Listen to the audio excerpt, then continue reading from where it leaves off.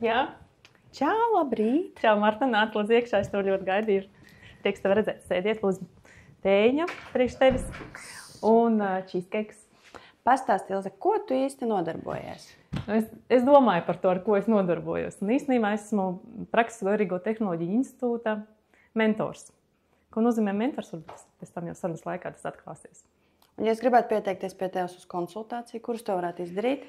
To var izdarīt Facebookā, var atrast mani, bet es konsultēju, bet tā redzējums, kā es skatos uz dzīvi, kad es gribu iedot to, ka cilvēks pats var ieraudzīt savas grūtības un pats atrast izēju no tā. Bet es varu tā kā ievirzīt un pēc tam iet jau tālāk cilvēks var mācīties, kā to izdarīt.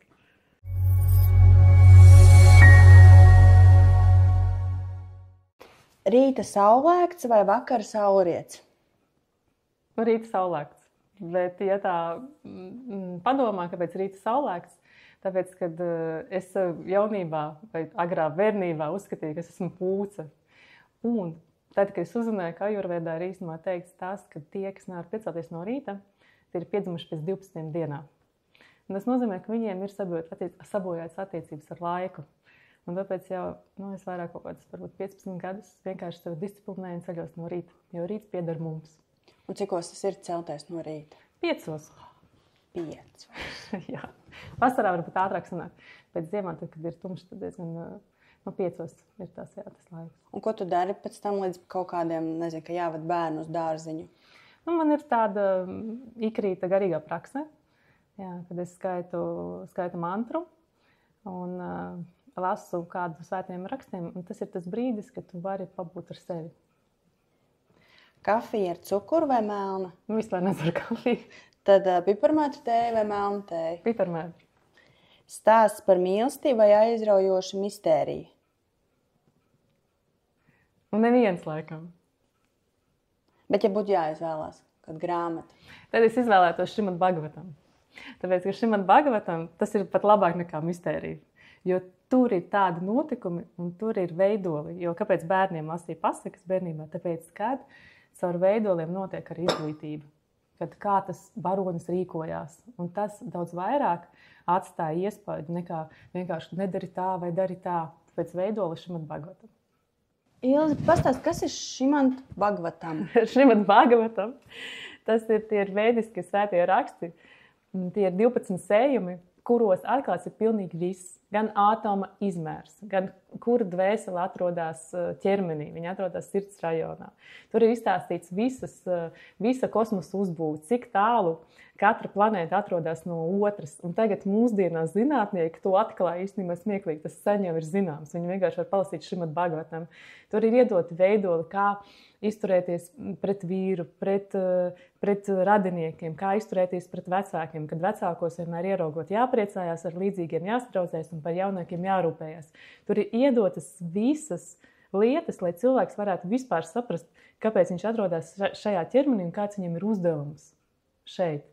Un tajā pašā laikā arī ārpusē, kas notiek gan ātomi, gan kosmos, gan saule, un ka tās visas ir personības un kā viņas savstarpā iedarbojas. Tā kā Šrimad Bhagavatam tas ir vienkārši vēstījums visai dzīvei. Un, ja es gribētu lasīt, es varētu palasīt šīs te grāmatas? Vai es netiktu tālāk pa pirmo lapas pusi? Jā, netiktu. Tāpēc, kad ir vajadzīgs pavadonis. Arī es vienkārši ļoti labi atceros, kad Bhagavad Gītu pirmo reizi atveru, un es vienkārši domāju, ka tas ir vienkārši kaut kāds... Es lasu, bet es nesaprotu nevienu vārdu. Pat man interesē, es gribētu klausīties vai lasīt, ir kaut kādi iespējas to darīt? Tagad tā iespēja, kas tagad ir, var pievienoties tam kursam, kur katra tēma ir atsevišķa, piemēram, personības anatomija, vai šonadēļ būs par karmu, jo daudz runā karma, mēs vispār neizprotam īstenībā, kas ir tā karma. Un, piemēram, šonadēļ būs karmas tēma, tā kā var pieslēgties Zoomā, noklausīties lekciju, jūs zināt krievu valodu, jūs varat izdarīt krievu valodā, jūs nezināt, būs sinhronais tulkojums un pēc tam uzdod latviskie jautājumi. Un to var katru nedēļu neatkarīgi no, tas ir lekciju cikls, un katra lekcija ir atsevišķa. Tā kā to var izdarīt tagad. Jā, var sākt ar to, un ja jums tas atsaucās, būs interesi, tad var tālāk iet uz Bhagavad Gītas institūtu, tā kā tā ir viena no Prakses garīgo tehnoloģiju institūta virzieniem. Var tieši studēt, piemēram, Bhagavad Gītu vai pēc tam tikai Šrimad Bhagavatam. Kur to es varu izdarīt? varat iet manā profilā Facebookā, tur Stīls Roze. Vienkārši uzrakstīt man personīgu ziņu, vai tur arī ir posts par to, kad ir tās lekcijas notiek. Tas ir maksas pasākums? Nē, tas ir par ziedojumiem. Neprasīs, kāpēc? Kāpēc? Tāpēc, un tas ir tas, kas mani ļoti piesaista. Tāpēc paprasīju, lai tu paprasti, kāpēc. Tāpēc, ka zināšanas nevar nodot par naudu. Jo tur, kur ir finansiālas attiecības, mēs to visu ikdienā varam piedzīvot, ka tur ir kaut kāda sautība. Un es taču esmu samaksājis. Tad, nezinu, tas jau piespiež skolotāju vai ko, tev kaut ko iedot. Bet ziedojums tā ir pateicība par to, kas tev ir iedots. Un ziedojums savukārt, es to daru kā ieguldījumu. Kad es esmu mentors, es nesaņemu nekādu atalgojumu. Tā ir mana pateicība maniem pasniedzējiem. Jo to, ko mēs iegūstam, to nevar iedot par naudu, to nevar nopirkt par naudu. Un tieši šī te nesautīgā atmosfēra rada to vidi, kad tās patiesās, īstās, mūžīgās zināšanas var atklāties. Un tā ir iespēja mācīties pilnīgi visiem, neatkarīgi no sava statusa, finansiālā stāvokļa. Katru dienu jāmācās? Visu mūžu. Bet šajā konkrētajā kursā ir viena lekcija nedēļā, un tad vienkārši var uzdot jautājumus kuratoram, kaut ko precizēt. Tā kā ir dažādas intensitātes, un šis ir tā kā tieši kurs, lai iepazītos vispār ar tēmu, lai tas man saistoši, tas mācību formāts, un kaut ko paņemtu jau šodien vērtīgi priekš savas dzīves. Klusums sniegotā kalna virsotnē vai saules pilna diena pie jūras? Saules. Pilsētas steiga vai dabas miers? Man abi ļoti patīk. Man patīk cilvēki. Kaķis vai suns? Neviens. Mūzika vienatnē vai koncerts? Koncerts. Papīra grāmata vai audio grāmata Papīra. Ceļojums bez plāna vai rūpīgi izplānot atpūta? Bez plāna. Mēs tikai tā ceļojam. Mazie dzīves prieki vai liela sapņi, kas prasa laiku? Lieli sapņi. Pārgājiens dabā vai nesteidzīga riteņbraukšana? Mēs vairāk kā 15 gadus tirgojam velosipēdus, bet tas nav nesteidzīgi. Tā ir dinamiska braukšana. Pavasara svaigums vai rudens krāsas? Man abi ļoti patīk. Paldies! Mēs arī atvedām tev dāvanu, mikrozaļumu pulveri. Jā, tos noteikti izmantošu. Neprasīs, kāpēc? Tāpēc, kad mēs ar vīru, varbūt 18 gadus jau esam veģetārieši, mēs nedzeram, nepīpējam un esam veģetārieši. Un līdz ar to tā jums šis būs tieši laikā, tāpēc, kad 1/4 teikarot šī te pulvera ir apmēram 1 dienas vitamīnu devajums. Jā, un zāles arī mēs nedzeram. Mēs cik mēs esam neizdevīgs pāris. Vai mīlestība ir lēmums vai nejaušība, kas vienkārši notiek? Tā ir dāvana. Dieva dāvana, es domāju. Tas dāvana iedod visiem cilvēkiem? Nē, ne visiem. Bet vispār ir tā, ka jārunā par kādu mēs mīlestību runājam, par vīrieti un sievieti, bet vai spēju just mīlestību, vai spēju dāvāt mīlestību par kādu. Tad mīlestības iedalās. Jā. Bet spēja dot mīlestību piemīt mums visiem. Bet dažkārt ir tā, ka mūsu sirds ir pārāk aizvērta, lai mēs varētu izdarīt. Bet spēja mums piemīt jau sākotnēji. Kā mīlestība laika gaitā mainās? Viņa paliek spēcīgāka vai viņa paliek klusāka? Kāda? Šī ir laba tēma. Man šī tēma patīk. Bet mums jākonkretizē, vai tā ir mīlestība pārim, vai tā ir kaut kāda augstāka mīlestība, vai tā ir mīlestība. Kāda mīlestība? Mīlestība pret apkārtējo, piemēram. Vispārīga mīlestība. Paņemsim vispārīgu. Vispārīgi. Labi. Ja tā ir vispārīga mīlestība, spēja mīlēt gan vīrieti, gan bērnus, gan darbu. Tad viņu var būt divās. Viņa iedalās divos veidos. Pirmais veids ir, kad mēs piedzimstam, bērns piedzimst sākotnēji egoistisks, jo mēs to varam redzēt. Jā, tas liekas arī, kāds egoistisks, viņš ir tīri, balta lapa, īstenībā nē. Jo pēc tā viņa pat rīcības var redzēt, viņš visu bāž mutē, viss ir mans. Un tā no sākuma mīlestība ir ar vēlmi tikai apmierināt tas, ko es gribu. Nu, tāds prāta līmenis gribu un negribu, patīk, nepatīk, mans atdod. Un pēc tam, ja personība attīstās, tad viņam tā mīlestība var pāriet jau saprāta līmenī. Kad es varu saprast, kas ir noderīgs, kas nav noderīgs, kas ir pareizi rīkoties, kā ir nepareizi rīkoties. Un tad cilvēks jau var kļūt nesautīgāks. Viņš var sākt, piemēram, ziedot, var sākt dot mīlestību, nesagaidot pretīm. Un es domāju, ka visaugstākā mīlestības izpausme ir tāda tiešām nesautīga. Bet tā ir iespējama tikai tad, kad tu esi saistībā ar mīlestības avotu. Sādāk tik un tā sautīgums piemetīs. Kas ir mīlestības avots? Personība. Dievs. Var to nosaukt varbūt kādā citā vārdā, bet tā noteikti ir personība. Kāds kompliments tev palicis ir atmiņā visspilgtāk? Droši vien kāds kompliments, ko man teica vīrs. Droši vien, kad vīrs. Es nevaru tā pateikt.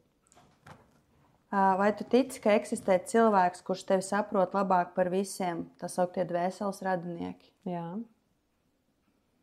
Viņus var sajust?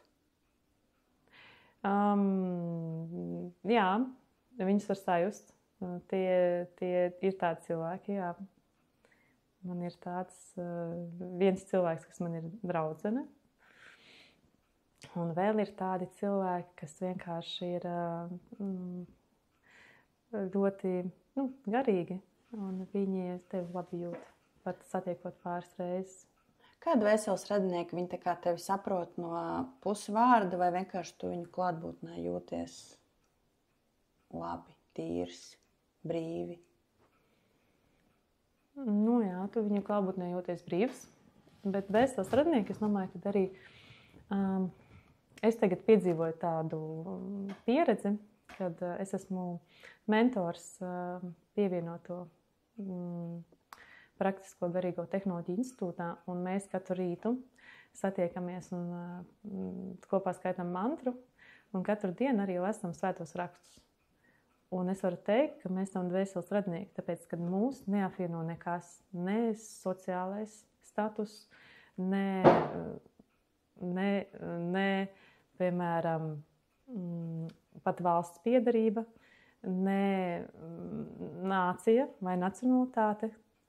Mūs apvieno tas, kad mēs iepazīstam viens otru kā dvēseli caur svēto rakstu studēšanu.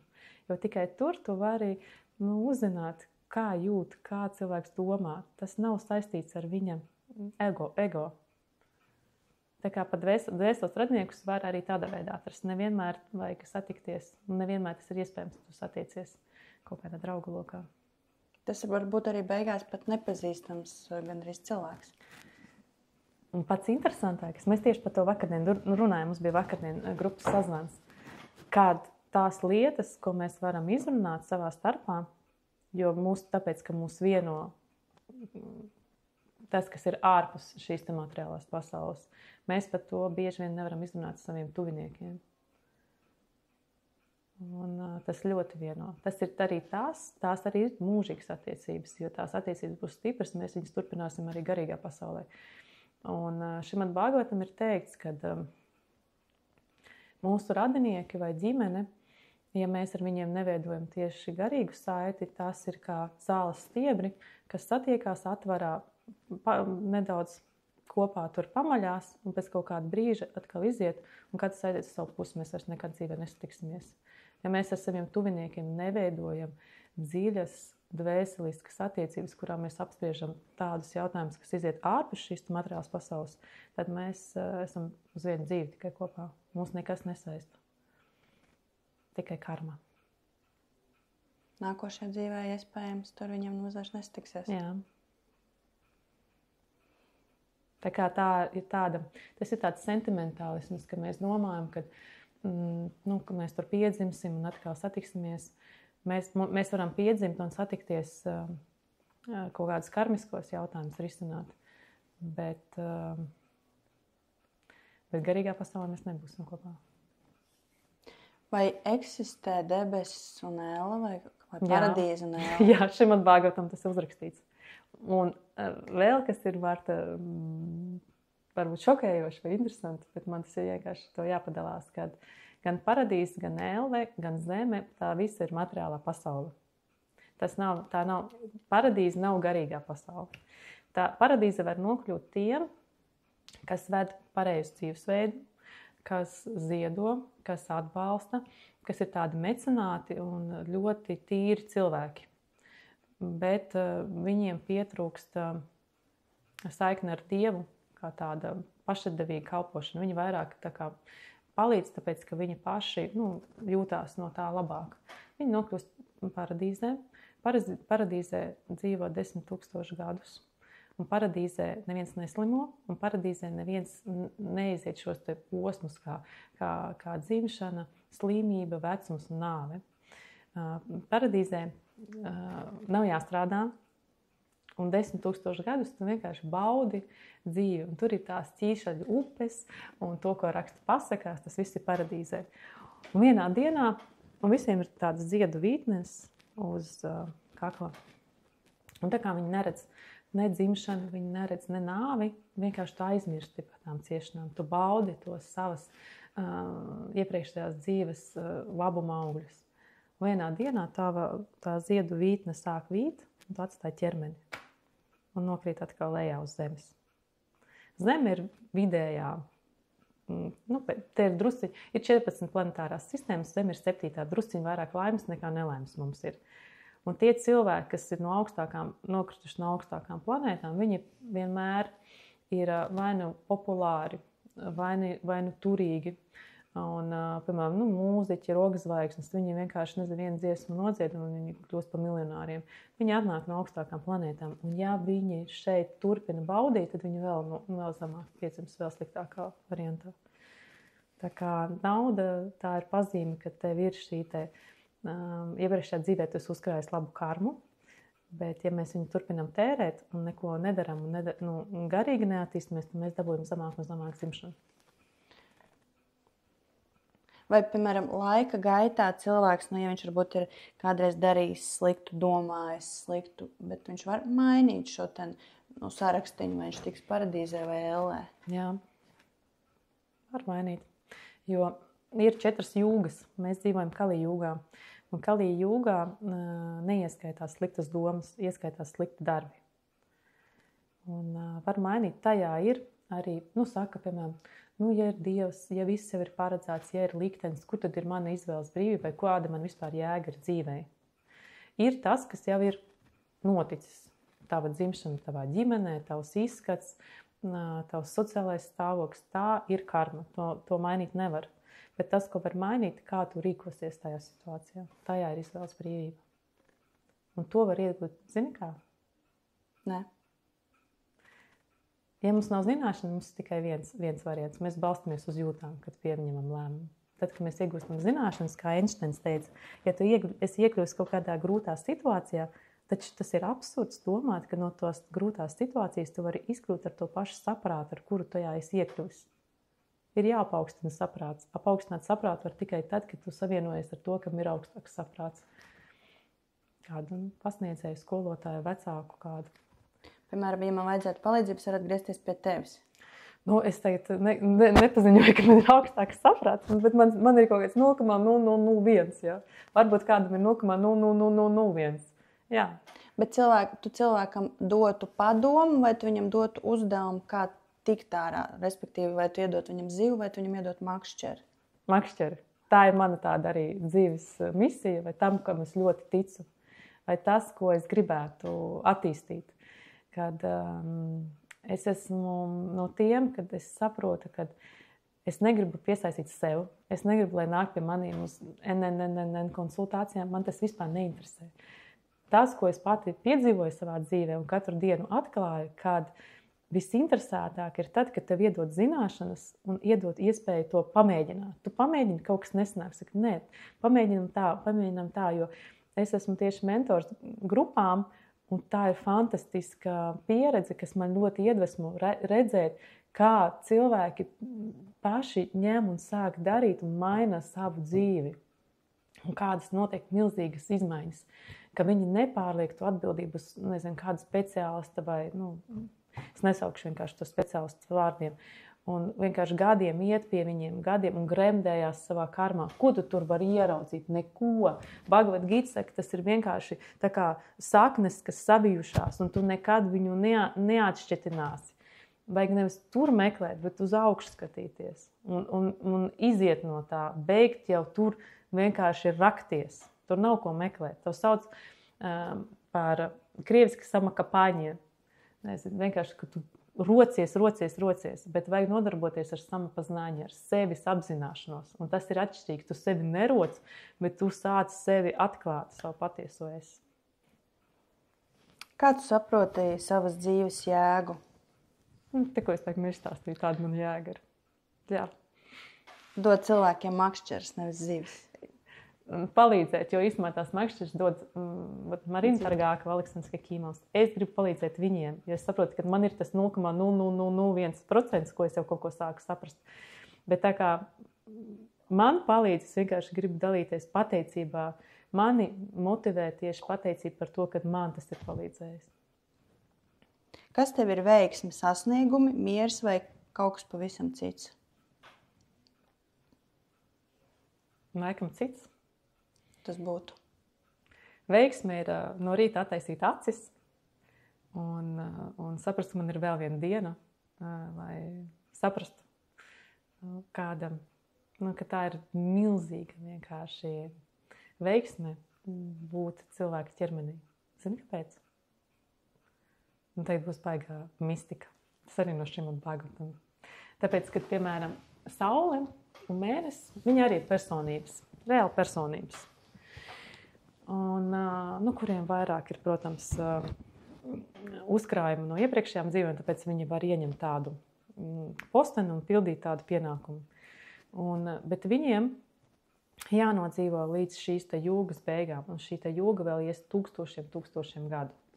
Un tikai tad viņi varēs vai nu saņemt atbrīvu, vai nu jaunu dzimšanas, atkarīgs no tā, kā viņi ir savu dzīvi veduši. Jo viņiem arī ir izvēles katru dienu, kā rīkoties.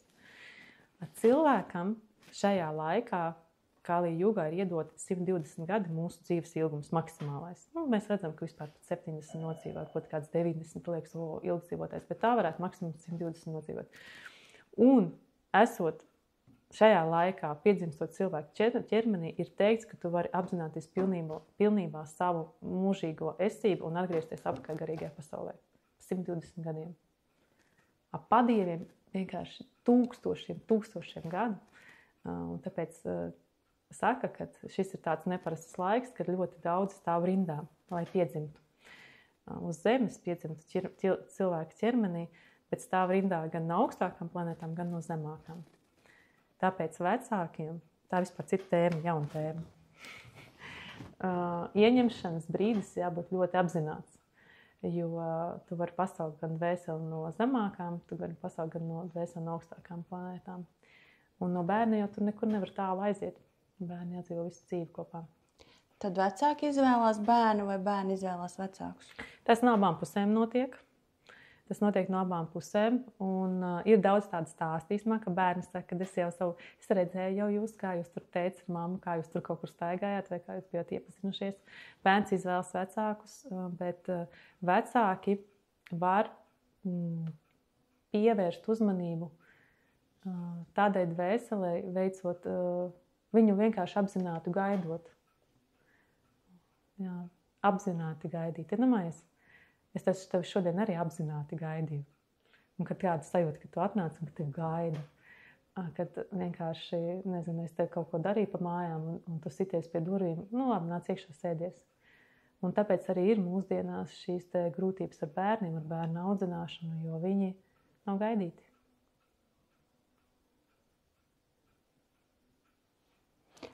Ja tev būtu iespēja izdzēst vienu kļūdu no savas dzīves, kāda tā būtu? Nevienu nedzēst. Ne. Vai kā tu definē laimi? Kas tev sniedz prieku? Tas īstenībā teikts arī Bhagavad Gītā, ka cilvēks ir laimīgs tikai tad, kad viņš jūt iekšēju piepildījumu. Un iekšēju piepildījumu mēs jūtam tikai tad, kad mēs darbojamies saistībā ar savu pienākumu. Es domāju, visi mēs to jūtam, kad ja tu ej vakarā gulēt un tu esi izpildījis savu pienākumu attiecībā pret ģimeni, attiecībā pret savu esību, tad no rīta atver acis un tev viegli piecelties. Bet ja tu to regulāri nedari, tad no rīta atver acis un tev ir tāds smagums sajūta no tā, ka nav pildīti tie pienākumi. Un ir tāds, tāpēc, ka tu vienkārši saproti, ka tu atkal ne tur ej. Vai ir atšķirība pildīt pienākumus tā kā ar prieku, vai man šodien ir jāceļās, man šodien ir jāizdara tas un tas, un tā kā ar tādu grūtumu sajūtu? Grūtuma sajūta viņa rodās no tā, kad nav izpratnes par pienākuma vērtību. Jo pienākums ir tieši tas, kas attīra mūsu sirdi, kas dod mums īpašības. Bet ja mēs tādu atkal pie katliem stāvēt, nedomājies, nākamajā dzīvē tu piedzimsti, un tev nav ne vīra, ne bērni, nu ko tad? Tāpēc vienkārši jādomā, ko tu nes un ko tu domā. Un ja mēs paskatāmies no reāli, mēs taču augam tieši tikai attiecībās. Kad ir kaut kāda grūtība ar vīru, piemēram, kas nāk mācīties uz institūtu. Tie, kam ir vai nu grūtības ar vīru, vai nu grūtības ar bērnu, vai nu vienkārši tu esi apmaldījies un nezinu vispār kāda jēga dzīvē, tikai grūtības dod mums iespēju izaugt. Tas ir normāli, ka tev ir grūti. Tas ir super normāli, jo ir tikai divi ceļi. Un ir dzīve, Aleksandrs Hakimovs saka, ka dzīve ir kā eskalators. Eskalators, kurš brauc uz leju, nevis uz augšu. Un mums ir nevis vienkārši jāstāv, kur mēs esam, bet mums ir aktīvi jākustās, lai mēs tiktu uz augšu. Tik līdz mēs apstājamies vienkārši, kā to izskaidrot? Piemēram, aizbraucam uz kurortu. Kuratā tu esi noguris no tās atpūtas, tāds ir. Vienkārši beigās vēl viss sastrīdās un vēl viss slikti. Tāpēc, ka degradācija viņa notiek automātiski.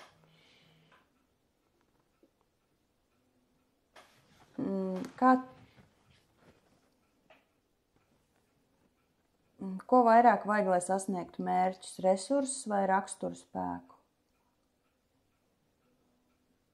Vai naudu? Bišķiņ cits, es domāju, ka ir vajadzīga apņēmība un ir vajadzīga svētība, ko mēs vispār pat dzīvē mūsdienās par to nedomājam. Kad svētība tā ir milzīga nozīme. Ko nozīmē svētība? Tas, kad mums ir attiecības ar, piemēram, mūsu vecākiem, ka mēs ar viņiem padalāmies kaut kādiem plāniem, un viņi var mūs kaut kā pavirsīt. Viņi var pateikt, tas neies cauri, vai viņi vienkārši tā mamma, kas lūdzās par savu dēlu, un viņu nevar neviens nogalināt, vai tā mamma, kas dod savu svētības vai meitai laulības dzīvē, tā ir tāda jauda, mēs vienkārši paši muļķības pēc atsakamies no tām attiecībām ar vecākiem un nesaņemam atbalstu savā dzīvē. Ja man nav, piemēram, attiecības ar kādu no vecākiem, ko cilvēks tad var darīt? Tad jāzina, interesanti ir tieši tajā situācijā. Jāprasa, kāpēc viņas nav, kas tur ir noticis. Ja var būt dažādas situācijas. Mēs nesen bijām Igaunijā, un viens mums draugs izstāstīja, kad viņš bija pieņēmis darbā tēti pie sevis. Un viņš saka, ka tā bija mana muļķība jau no pirmās dienas. Es vienkārši to nesapratu. Un tētis sāk uzvesties kā saimnieks. Un pienāca tāds moments, ka viņš pret darbiniekiem uzvedās neadekvāti. Un vienā brīdī viņš vispār kaut kādu tur pilnīgi jau pilnīgi atžgārnu rīcību veica. Un tas dēls viņam saka, klausies, tā nevar. Viss stop. Un tēvs pateica, izvēlēs vai to darbinieku vai mani. Kā domā, ko izvēlējās tas dēls? Tēvu? Nē. Darbinieku? Jā. Tāpēc, ka viņš nevar. Es uzskatu, ka viņi nevar iet tajā jūtu varā. Pirmām kārtām tas graus, viņš ir liels uzņēmējs, tas graus autoritāti darbinieku acīs, un tas ir nepareizi. Viņa pienākums šajā gadījumā viņš ir darba devējs. Un tēvs viņu nav runājis 7 gadus. Dešie. Jā.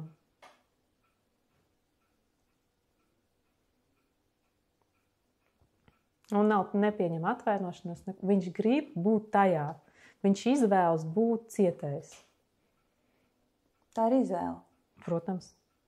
Viņš izvēlas būt cietējs, aizvainotais, un viņš bauda to stāvokli īstenībā. Tāpēc jāpadomā, vai es to izvēlos un kāds ir mans labums. Kā izskatītos tava ideāla brīvdiena, ja tu varētu darīt jebko? Pateicoties vīram, man ir ideāla brīvdiena. Mums ir ģimenes uzņēmums, bet es tieši arī par to runāju ar studentiem 2 dienas atpakaļ, kad vispār cik tas ir atžgārni, kad mēs veidojam saviem bērniem šo te ideju, kad ir darba dienas un kad ir brīvdienas. Un ka brīvdienās ir jāpaguļ, brīvdienās ir jāatpūšās. Un tas ir pilnīgi garām. Kāpēc? Tāpēc, ka mēs automātiski bērnam mācam degradēt. Un mācam to, ka ir jāsprings, un tad tu varēsi atslābināties. Jāsprings, un tad varēsi atslābināties. Īstenībā mūsu dzīve nav, ja mēs tiklīdz mēs atslābinamies, ir kaut kāds, piemēram, mēs gremdējamies, kaut kur ejam dziļumā, kā tu atslābinies, tad atkal tu pacelies augšā. Un līdz ar to tu nekad nesasniegsi to maksimālo dziļumu, jo tu visu laiku atslābinies un tā kā tukša pudele atkal uz augšēji. Zini, kas ir atpūta? Atpūta ir darbības veida maiņa. Piemēram, es mazgāju traukus, un pēc tam es palasu grāmatu. Tā ir darbības veida maiņa. Bet vienkārši skrūlēt lentu, tas ir tupisms. Kā mēs, labi, darba dienā mēs ejam uz skolu, nākam mājās, pildam mājas darbus. Kāda ir tā brīvdiena? Piemēram, palasīt kopā, paiet pa mēžu kopā. Pamainīt vienkārši darbības. Jā, darbības maiņa. Vienkārši tad, kad mēs apsēžamies un sākam tupīt, tas ir vienkārši, mēs ejam, un pēc tam paši nolaižam to atkal, atkrītam apakaļ. Vai tev ir kāds dīvains ieradums, ko pati pamani? Piemēram? Zīmēt redelīti uz karbonādi, majonēzi. Nē, es, kad kaut ko klausos, es zīmēju kaut kādas redeles. Jā, uz papīra. Papīra kaut ko šī. Jā, tas varbūt tāds... Vai tev ir vieta, kur tu jūties kā mājās, pat ja tās nav tavas mājas? Jā. Ja nav noslēpums, kas tā ir pa vietu? Tas ir vienmēr, kad es satiekos ar studentiem vai ar citiem mentoriem, es jūtos kā mājās. Man atnāca arī tā apziņa, tad, ka mēs bijām Lietuvā, Igaunijā, 2 nedēļas atpakaļ. Mēs bijām pie mūsu tā drauga, ar ko mums arī saista tieši kopīgas mācības. Un tur bija gan no Lietuvas draudzene, gan mēs bijām no Latvijas, 6 cilvēki, gan no Igaunijas. Mēs visi sēžam Igaunijā pie galda. Un mēs komunicējam pilnīgi brīva sajūta. Un es saprotu, ka tu sajūta nedod vieta, bet personas attiecības. Mēs varam iet pasēsties tur. Mēs vispār tēju nepacēram. Es jau zinu. Kādu hobiju vai prasmi tu kādreiz pamet un tagad gribētu atsākt? Es ļoti daudz rokdarbiem nodarbojos. Tā kā mēs esam no rokdarbnieku dzimtas, no grozīšu dzimtas, un mana vecmāmiņa, un vectēvs, un visi bija audēji. Man mamma iemācīja aust jau kādos 3 gados. Man tas ļoti interesē, un es gribētu to atsākt, jo aušana, varbūt jūs visi esat redzējuši jostas, kad ir rakstainās un ir ziedainās. Un rakstainās jostas, tieši šie te raksti, viņi ir kā aizsardzība un kā tāds simbolu kopums, kurus var arī lasīt tā kā grāmatā. Un man tas liekas tāds roku darbs un arots, viņš arī ļoti labi atbrīvo kaut kādu saspringumu un radošums vienmēr noņem spriedzi. Tā kā tas man pietrūkst, varbūt tās rokdarbu lietas. Tev bērni māk aust? Ne. Ja tu varētu izvēlēties kādu dzīvnieku par sabiedroto, kāds tas būtu? Vai darīt ko? Nu, kāda kompānija vai kas tev nāktu kaut kur līdzi, vai vienkārši kaut kāds dzīvnieks, ko tu esi kādreiz sapņojis, lai tev būtu, bet varbūt nezinu, tas nav Latvijai piemērots. Varbūt es gulbi izvēlētos. Vai tev ir savs viens gulbis vai divi? Laikam pārīts. Kurš ēdiens Tu tev neprasīs, kāpēc? pastāsti? Kāpēc domāju, ka es izvēlējos gulbi? Katram ir individuāls. Es pat nepadomāju tālāk, godīgi sakot. Gulbis, viņš ir arī humānais pedagoģijas simbols, starp citu. Humānā pedagoģija ir arī tā virziens, kas man interesē. Bet gulbis vispār ir cēls dzīvnieks, un ir teikts, ka gulbis izvēlās arī partneri uz visu dzīvi. Un vēl arī vēdās ir minēts par gulbi, ka viņš ir paramahamsam. Tas, kas ir spējīgs, ja ielej ūdenī pienu, viņš var izdarīt tikai pienu un ūdeni izfiltrēt. Viņš var atšķirt vērtīgo no bezvērtīgā. Un tāpēc viņš ir ar vienu partneri visu dzīvi kopā. Jā. Jā, tas ir tāds tīrības simbols. Man liekas, gulbis ir tāds. Es tādu iedomājos, staigāt ar gulbi, viņš man visu laiku sauktu pie apziņas. Kad tev tāpat jādzīvo? Kad man arī jādzīvo tā un jāatšķir vērtīgais no bezvērtīgā. Vai tu tici horoskopiem? Bērnībā es ļoti mīlēju horoskopus. Tu esi lasīji avīzēs? Nē, man bija kaut kāda mammai daudz visādas grāmatas ezotērikas. Un bija tāda vienkārši ļoti bieza, un man tas ļoti patika. Un tagad ir tāda mode, kā viņi saucās, numeroloģija, bet Cilvēku dizains? Cilvēku dizains, un tagad vēl ir man viena grāmata, un uzdāvināja nesen, kas saistīta ar psiholoģiju, numeroloģijas psiholoģiju, laikam tā viņa saucās. Un tik interesanti, jā, ka tu paskaiti to savu skaitli, un tu lasi, jā, tiešām tā ir. Nu, kaut kādas lietas nesakrīt. Man tas ļoti interesē, bet es saprotu, ka es neesmu gatava tam veltīt laiku. Es neesmu gatava tam atdot laiku. No rīta izlasīt horoskopu, ko tev sola dienai? Nē, man tas tā neinteresē. Man tas vairāk tā interesē džotišs. Jo džotišs ir tā astroloģija, kurā piemīt vēl divi, Ketu Rahu, un viņi ļoti ietekmē mūsu horoskopu, mūsu dzīvi. Un viņi visi ir personības. Un starp citu, ja kāds grib vispār par astroloģiju, kas interesējas, ir fantastisks seriāls, saucās Shani Dev. Un Shani ir Saturns. Un Shani Dev seriālā viņi var atrast krievu valodu, ar krievu valodas tulkojumu. Un tur parādīts ir visas attiecības gan ar Sauli, gan ar mēnesi. Un tad var saprast, kāpēc tās planētas arī tā miedarbojās. Shani Dev, to var skatīties ar bērniem kopā. Tur ļoti daudz veidoli tieši izglītojoši. Ideja brīvdienām. Daudzām. Kāds bija tavs bērnības lielākais sapnis? Pastāsti, lūdzu. Sapnis. Man nebija pat tāds sapnis varbūt tās, bet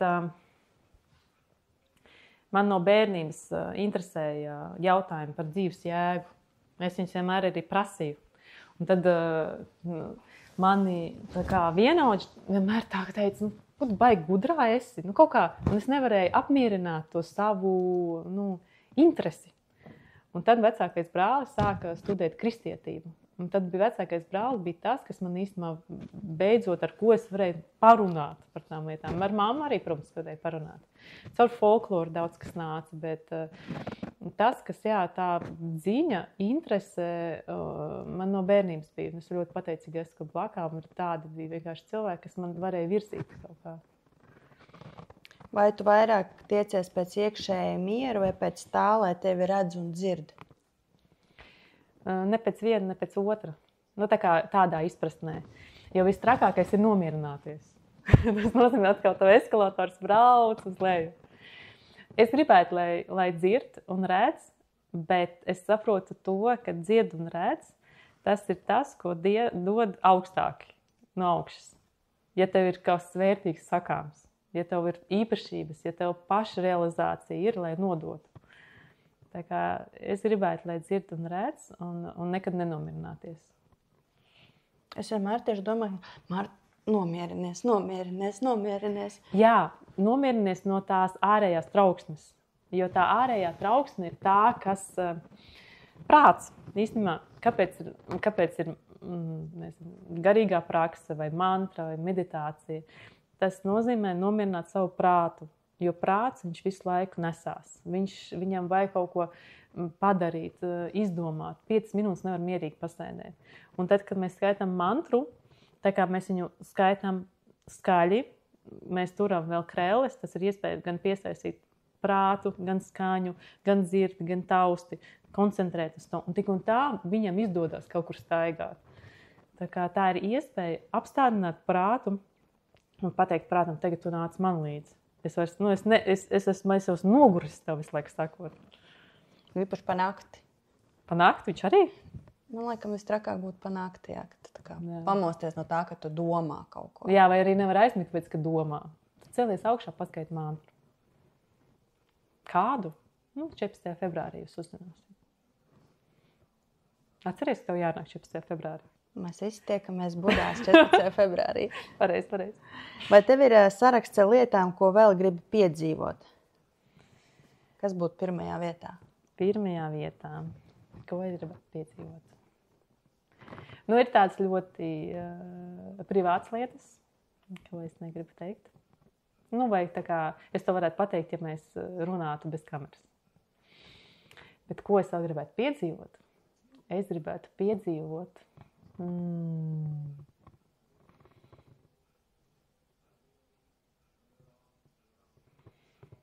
kaut ko varbūt jāizdomā tādu. To jāpadomā. Es nezinu tā, to jāpadomā. Šis jāpadomā. Tu 14. februāra. Piedzīvot? Jā, izbaudīt. Satikt visus. Jā. Es īstenībā vienu baigo lietu piedzīvoju. Es gribētu atkal to piedzīvot.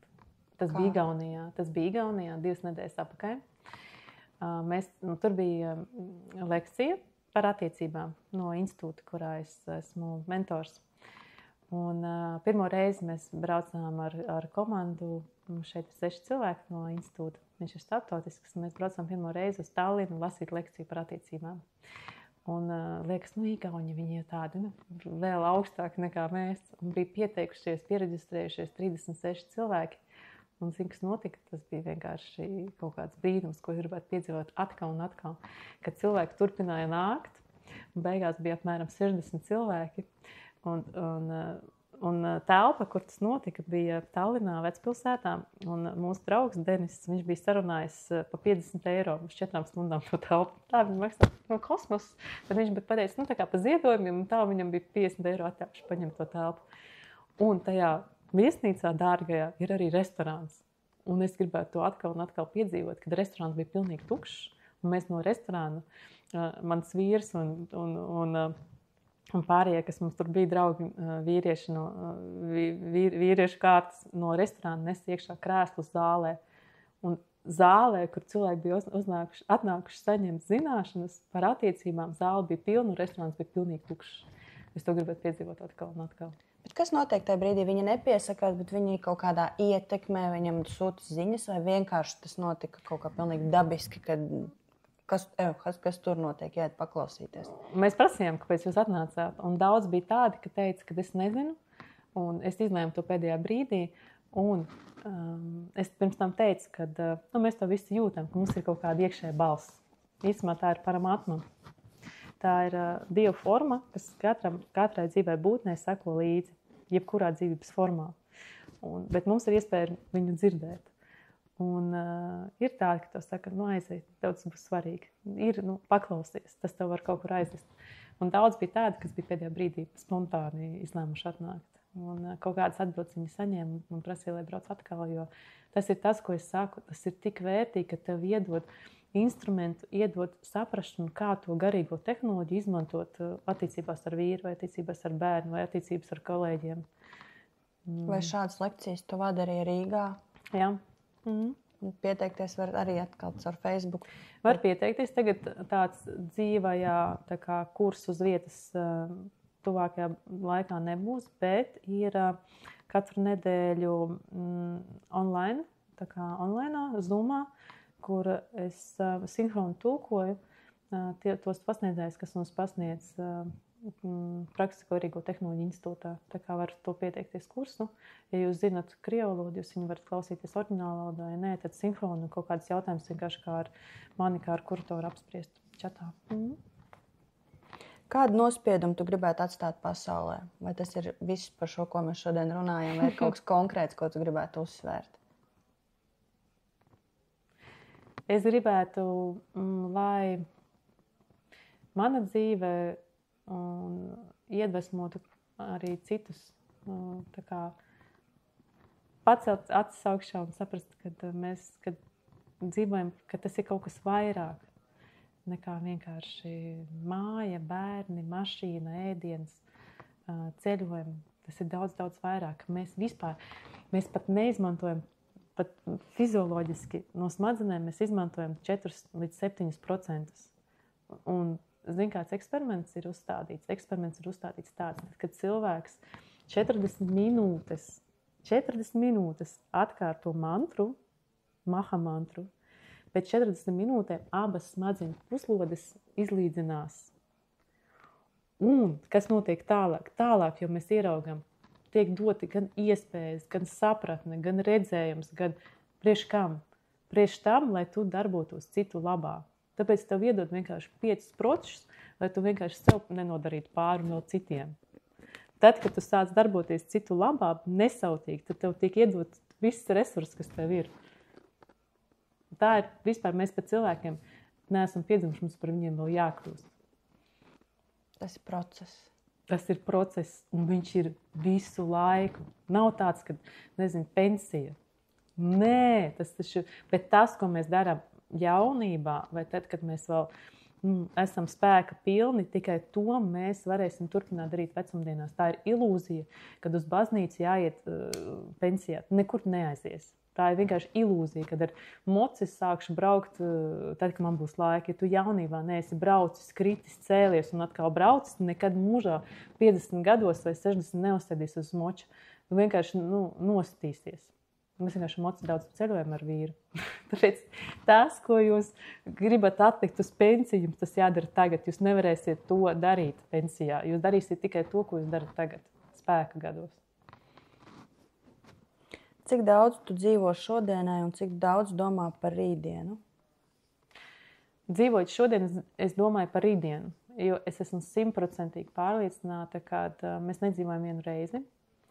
Un tā apziņa man dod iespēju uzņemties atbildību par to, ko es daru. Jā, tieši man nākošais jautājums bija, vai tu domā, ka dzīvē ir tikai viena iespēja? Varbūt viena iespēja, bet mēs nedzīvojam vienu reizi. Bet iespēja varbūt vienreiz dot. Tas tā ir. Kas tev sagādā vislielāko gandarījumu, panākumu, attiecības? Kāds cits dzīves aspekts? Attiecības. Dažādi veidi attiecības. Dzīve sastāv no attiecībām. Arī garīgā pasaulē dzīve sastāv no attiecībām. Tur visiem ir viedoklis, tāpēc mēs šeit mācāmies tieši veidot attiecības. Un tad, kad mēs būsim to zinātnē apguvuši, un pašas svarīgākās attiecības ar to, kas ir šeit pārvalda visu, tad mēs arī varēsim atgriezties. Ko tu gribētu pajautāt man? Kā tev vispār šī saruna? Vai tas ir, vai ko tu vērtīgi dzirdi pie sevis? Priekš tevis varbūt kaut kāds jautājums. Varbūt tu esi pilnīgi nepiekrīti kaut kam. Man bija ļoti daudz jauna informācija, grāmatas, autori, varoņi, ko es varbūt pirmo reizi dzirdēju, bet bija ļoti patīkami klausīties, paņemt priekš sevis kaut kādas vajadzīgākās nianses par to, ka varbūt atbildes ir jau kaut kur rakstīts, ka tas nav iedots mums kaut kāda informācija, kad mēs tikko to atklājām. Prieks, ka varbūt tās nokļūšu kaut kur augstāk, ja pareizi dzīvošu, nevis nokritīšu uz leju. Ko es gribētu uzdot? Es gribētu uzdot, cik liela nozīme cilvēka dzīvē ir intīmām attiecībām? Jā, par to arī teikts ir šim Bhagavatam. Es domāju, kā to tagad maigāk pateikt. Tāpēc, ka pēc šī teksta varētu būt ļoti daudz komentāru. par to, ka tā ir bauda, ka tā ir viena no augstākajām baudām, par to pat psiholoģija Freids par to runā, ka tā ir vispār top bauda. Bet mērķis ir, lai ieņemtu bērnu. Tāds ir galvenais mērķis. Un lai nevis vienkārši ieņemtu bērnu, bet lai ieņemtu to bērnu un tam bērnam palīdzētu apzināties sevi, apzināties esību un apzināties vispār kāda viņam dzīves jēga. Tāda ir. Un tas ir pilnīgi dabiski, tad, kad cilvēki satiekās, kad viņiem ir tuvība, ka viņiem ir vilkme vienam pie otra. Un tas ir tik vērtīgi, kad viņi var no sākuma draudzēties un iepazīties, bet nedraudzēties uzreiz ar ķermeņiem. Jo mēs ar vīru esam kopā jau 20 gadus. Un tas ir tā ir vislielākā veiksme, ka tu vari satikt draugu, ar ko tu vari. Jo tie, kas ir ilgi kopā, viņi saprot, ka tā ķermeniskā bauda, viņa, tā ķermeniskai baudai ir viens liels mīnus, kad no sākuma ir bats, tad ir piesātināšanās, tad ir pārsātināšanās. Un tad jau vajag kaut ko, izdomāt vēl, bet tu nevari, piemēram, tev garšo sieru kūka, tu viņu ēdīsi 1 dienu, 2 dienas, 3, un pēc tam tu viņu vispār vairs nevarēsi iest. Un tāpēc tas ir visvērtīgākais, ka tev blakām ir draugs, ar ko tu vari mūžīgi iepazīties, un to mūžību dod tieši zināšanas vai baudas, kas ir ārpus materiālās esības. Un tad tā draudzība viņa var būt dziļa un interesanta, bet tuvība ļoti vajadzīga. Un nevienmēr tam jābeidzās ar seksu vai seksuālām attiecībām. Tas var būt tiešām kaut kā pasēdēt klēpī vai apķerties vai pabūt kopā. Jo sievietes, viņām patīk tieši tas moments. Viņām vajadzīga vairāk tā uzmanība. Vīrietis vairāk tiecās tieši pēc seksuālā, fiziskā kontakta. Ja šī saruna būtu ieraksts, ko cilvēki klausītos pēc 30 gadiem, kādu vēstījumu tu viņiem gribētu pateikt? Es ļoti centos to teikt, kas ir mūžīgi aktuāls. Un es domāju, ka arī pēc 30 gadiem tas būs vēl jau vairāk aktuālāks. Jo, ja mēs paskatāmies īstenībā pēc savas dzīves laikā, mēs redzam, cik ir degradējušās tās vērtības, kas mums bija vērtības. Tur nesmēķēt uz ielas, publiski tur skūpstīties. Es atceros to, ka tas viss bija tāds ārprāts, ka mums papartas siedas nāca 9. klasē un rādīja, kā tur, šitos te, kā tos par pieklājīgi nosaukt, aizsardzības, kā tos sauc vispār? Kā tos sauc? Aizsargāšanās. Līdzekļi? Jā. Mēs nesauc kaut kā savādāk viņus sauc. Un mēs vienkārši sārkanām sējām. Tas bija tāds. Tagad tas viss ir tik pieejams, un līdz ar to tas viss zaudē vērtību, gan šķīstību, gan nevainīgums. Tas viss ir vienkārši kaut kāds bezvērtīgs kļuvis. Un tas, ko es gribētu pateikt, kad nekad nezaudējiet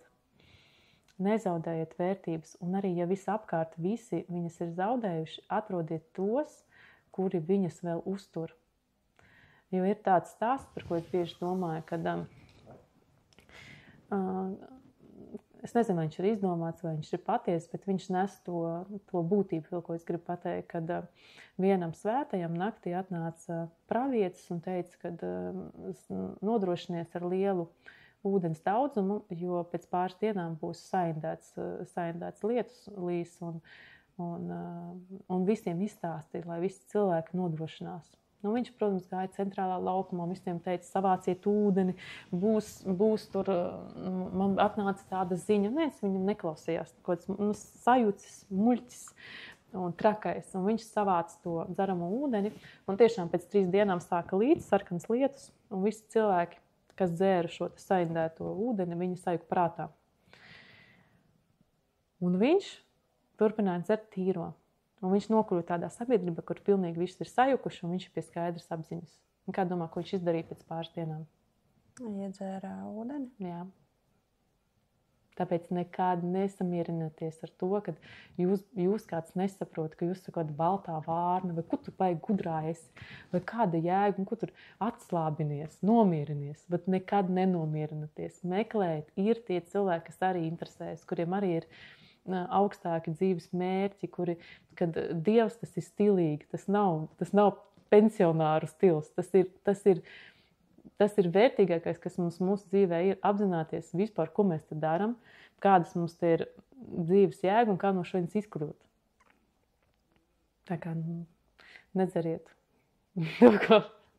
masas, atslēdzieties no masām. Paldies Tev no sirds par šo atklāto un iedvesmojošo sarunu. Tavs dzīves skatījums, viedums un sirsnība ir kā gaisma, kas izgaismo ne tikai tavu ceļu, bet arī palīdz citiem atrast savējo. Reizēm atbildes uz svarīgākajiem jautājumiem slēpjas vienkāršībā, un to ar saviem vārdiem atgādina, ka patiesais spēks ir uzticēties savai sirdsbalsī un ceļam, pa kuru tu ej. Klausītājiem novēlu paņemt no šīs sarunas to, kas atbalsojas viņu pašu sirdīs, lai katrs solis ved tuvāk patiesai harmonijai un piepildījumam.